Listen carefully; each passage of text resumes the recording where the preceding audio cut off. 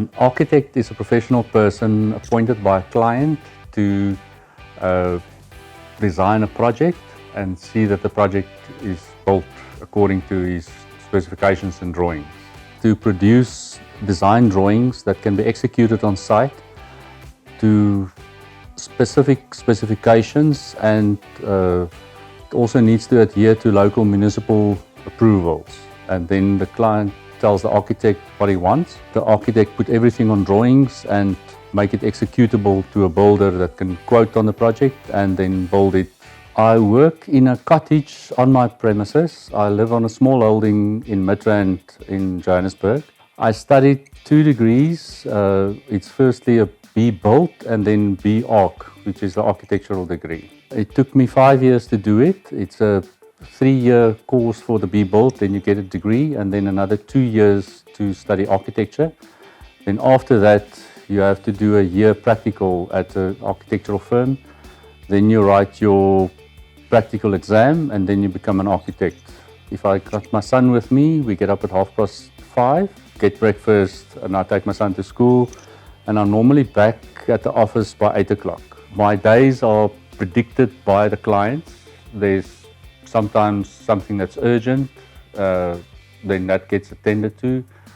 Most of my days are spent on admin, like doing invoices, setting up meetings, writing reports. There is glamorous times when a beautiful home gets selected to be as a homeowner, or you get interviewed on TV for a specific project. We do various exciting projects like the Queen Pet Shop that we're doing currently. We do the interior design. We've done about 20 of their stores. Terrible day for me is if I sit in front of my computer the whole day. That's normally when I have to do admin, I have to do invoicing, I have to answer emails, I have to put together specific contracts for specific clients. An exciting day for me is the traveling. So I get up early in the morning, I go to the airport, I board the plane, I fly to various locations in South Africa, I do a site visit, I do some measurements on site, I send it back to my office. Wendy is an excellent asset to our company. She's faster than anybody I've ever seen. She will instantly create a drawing of a house or a shop or a project that we're busy with, send it back to me, I approve it, and then I can get back onto the plane and fly back to Joburg. Some of the biggest challenges we face from time to time is when we design a project, we design a house or alterations, we did get them approved plans of what they envisaged. They then started building and they changed the plan quite dramatically, and now the house does not comply with the local authority rules and regulations. So now we have to try and fix that, and that there's then animosity between the client and myself because I'm unhappy because they built without notifying me, and the client is unhappy because it's going to cost him thousands of rands to correct what the mistakes that they did on site.